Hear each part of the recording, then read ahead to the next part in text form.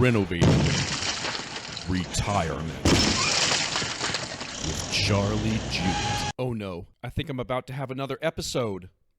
Hey team, Charlie Jewett here with the Renovating Retirement Podcast and the Truth in a T-Shirt series of videos, and this is Tiger, and we do retirement planning together. Today, I want to teach you the world's worst way to take your income in retirement. Let me show you what the absolute novices tell you to do and why it's so risky and why you should never, ever do this. I'm going to show you the risks here in just a minute when I share my screen. Tiger, do you have anything you want to say? You want to say anything? I didn't think so. Anyway, stay tuned. Okay, team, let's jump into this thing. Leaving your income up to chance or rolling the dice. What is the worst possible way you could take a retirement income, or how not to try to take retirement income? Well, how not to try to take retirement income would be to try to take it from variable investments that go up and down. More importantly, investments that can lose value because the math just gets wanky. I don't know if that's a word or if that's even an okay word to say, but it gets weird, it gets crazy. Let's take a look. Here's 3 different ways. That'd be 1. That'd be 2. That would be 3. I am good at math. Look at me. Now we're going to look at 3 different ways you could earn or average 8%. One is make 8% every single year for 5 years. Wouldn't it be nice if CDs were paying 8%? One can only wish.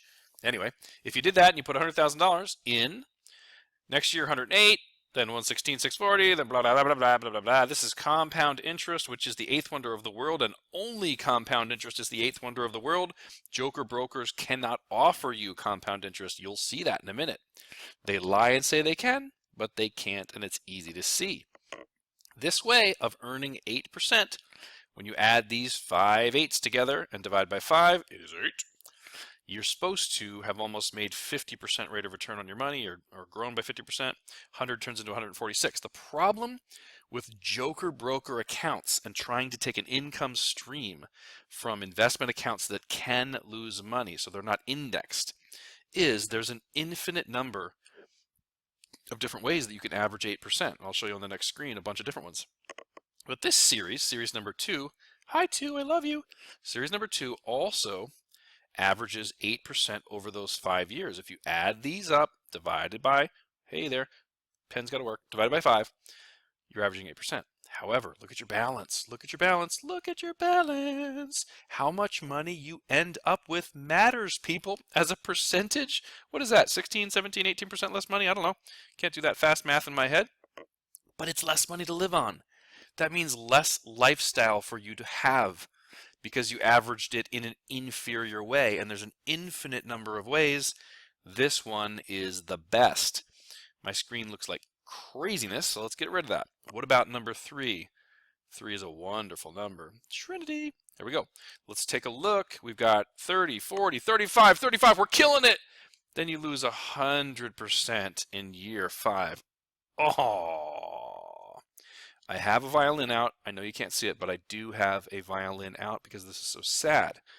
However, using the phony, baloney, joker, broker math they put on the prospecti and your statements to pretend they're growing your money, you're averaging 8%. You happen to be out of money, so you have no income, but you can live in a truck at the beach, and as people walk by, you can say, my portfolio is averaging 8% per year, and then you can go and try to find food somewhere because you have no money. The question is, if you try to take an income from a joker broker account, which version of 8%, 6%, 7%, 12%, 1%, 25%, it does not matter.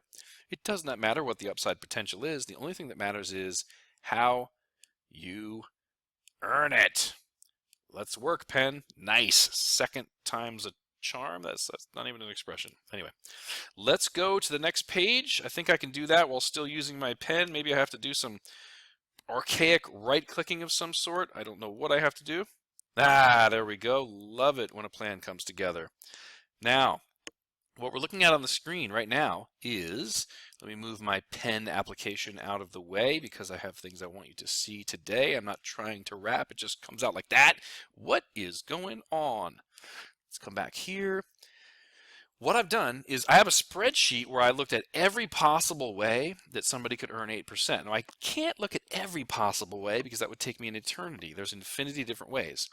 I looked at all the different ways you could earn 8% over 30 years and see what account value would you end up with if you put in a sweet $100,000. Finish your zero there, buddy. It's so hard to write with a mouse pad and a pen. I don't know why you need Gregorian chants during a financial planning video, but there you go. If you put in $100,000 and it earns 8% per year every year for 30 years, you end up with a whopping $1 million. Let's hear it for real compounding rate of return. Rah, rah. The problem is, all these other ways, everything else that you're actually going to get from a broker or from an account you're managing yourself, you will end up with less money even if you're averaging 8% per year. Is it possible to put in $100,000 and average 8% for 30 years and end up with less than you put in? Get off my screen, thank you. Yes, I don't know how fast I can draw that or why I said it like that strange voice, but the answer is yes. You can average 8% and end up with no money, zero. We're going to end up with less money. You certainly cannot take an income off of an account like this and be assured that you're going to end up with anything. So I put it on a graph for you, because what do financial geeks do late at night with a glass of wine and some slow jazz? Do they have a female companion they flirt with? No, they sit with spreadsheets and they make colored wavy lines and get really teared up about it. Look at this. I graphed out all of the different ways that you could earn 8% on $100,000 over 30 years. Come back, pen. I miss you so much. Ha ha, 30 years. Starts at $100,000 right there. Zip. You could end up here, or here, or you can end up here, or you can end up here, here, here, here, here, here, here, here, here, here, here. Guess what? Your broker does not know which one you're going to get, and neither do you, which, because I'm drawing, gets a big unhappy face. You do not know which version of the infinite different account values you're going to end up with, even if your broker accomplishes what he or she says they can accomplish, which is to average 7 to 9% in the market, so it's worth you taking the risks and not using conservative things like annuities and life insurance. Blah, blah, blah. So sick of it. Okay, so what happens if you take an income from an account like this? Reverse dollar cost averaging. Study it somewhere. Reverse dollar cost averaging will crush you. So if you take an income, I don't know where I started here, maybe 62 or something like that. It's like the earliest you could take retirement or something like that. I started in the early 60s. Say, what if you took an income out until age 92? I think that's what I did, 62 to 92, for 30 years. So you're averaging 8% right in here inside the red box, and you're taking 6% out for income, which anybody would agree is too high, but let's just pretend it's happening. You take 6% out for income and you're earning 8. Well, doesn't that sound like you'd be doing really well? Because, you know, $100,000 turns into 108. You only take out 6. You have 102 left. You do it again and again and again and again. Why isn't this thing growing? Because that's not the way money works, and your joker broker knows it, and he's hiding it from you on purpose. On purpose. He is. He does not want you to know what I'm showing you. Listen, if you look at this, you can run out of money as early as age 75, and I don't think it's even realistic, as all the baby boomers are retiring, to average 8%. You cannot take an income. Let me clean it up a little bit. You cannot take an income off of a portfolio that can go below zero and have any level of confidence that your money is going to last as long as you do. Dun, dun, dun, dun. Let me break in here for a moment and say, if you're loaded or you eat dog food and don't spend any money, maybe you can. If you only need 1 to 2% of your portfolio every year, all right, I'll give you a fighting chance. If you don't care about paying for medical expenses, long-term care, nursing homes, and things like that, you don't care about leaving money behind to loved ones when you pass away, You don't care about inflation, you don't care about any of that stuff, and you have so much money that living on 1 to 2% of your portfolio gives you an incredible life. Fine, go ahead. Risk your money, put it with the Joker brokers, risk with a side of fees, knock yourself out. If you're like everybody else I've met in my entire life, where you really care about your retirement, you worked for 30, 40 years, saved up money so that you could live the life of your dreams in your golden years, and maybe you have some kiddos or charities you want to take care of, and you don't want a long-term care incident that costs $7,000, $8,000, $9,000 a month for up to 2.3 years to wipe out your estate so your spouse has no income and there's nothing left for the kids or charities. If you're like those people, then you cannot leave your money in a variable investments of stocks, bonds, mutual funds, and blah, blah, blah, and take money out in the up years and down years and have any level of confidence that you're going to be okay. It's a terrible strategy that honestly no advisor would ever recommend, except for the fact that it pays them better. Dig deep. Listen to the Renovating Retirement podcast. I've got, as I record this, I think I have 12 hours worth of material recorded at no cost for you to go listen to. You will see you're being pillaged because it makes the advisor more money, period. People are not even able to make this bad of a mistake and give this bad of advice that advisors are giving. There's some reason they're doing it, and that reason is called money, money, money, money. Don't know if that was in tune, and don't know why I sang it like a, I don't know, Barry White being electrocuted or something. Now, here's the retirement plan that never fails. You can't go wrong. I have a close family member who had to come out of retirement and go back to work for 13 years, so I'm passionate about this. So I put a lot of time into this over the last 11 years.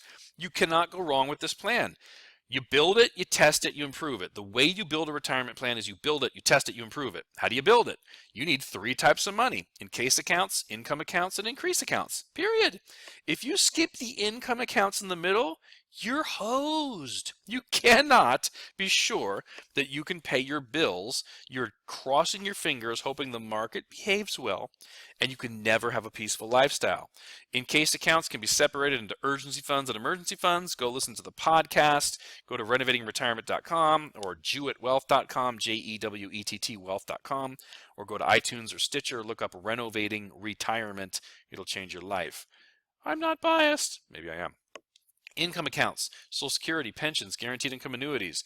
If you've heard bad things about annuities, that means you have to fire the person you're working with because they know nothing. Increased accounts, the market, real estate growth, there's all kinds of options. Learn about tax-free growth, tax-free income, the rich man's Roth IRA. Learn about that at the Renovating Retirement podcast. Once you've built a plan, kind of a chassis or a set of financial blueprints, which, by the way, let me get out my handy dandy pen and make it super thick because variety is the spice of life, and I just felt like it. This you can do without an advisor. You should not be working with a professional to tell you what you want. Professionals should help you shop for what you want. This is what I teach in the last chapter of my book, Renovating Retirement. This set of financial blueprints, you should be walking into any financial professional's office with this already done.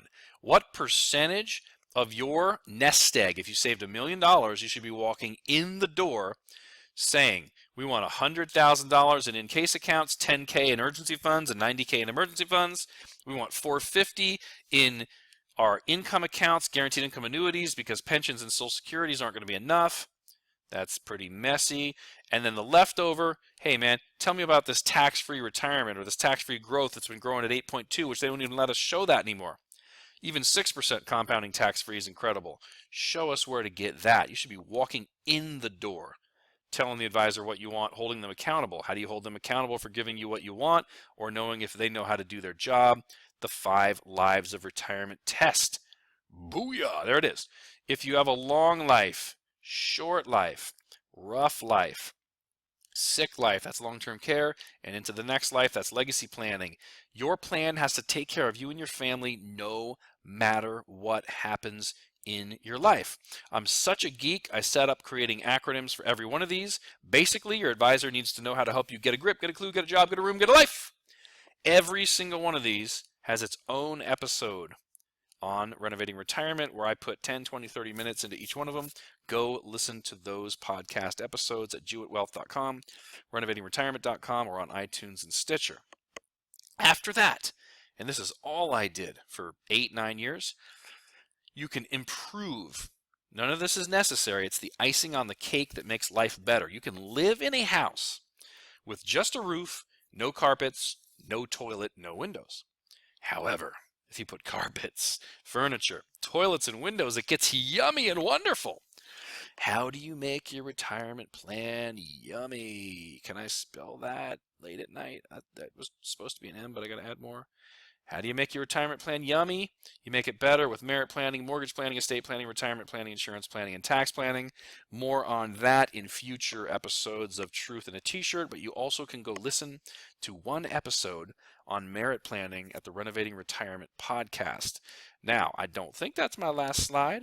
It is not, because I got all of these wonderful websites for you to interact with me on. You can come check me out. If you want to look at my podcast or listen to it, you can listen to charlie.com. It'll point you right there. Gotta love forwarding.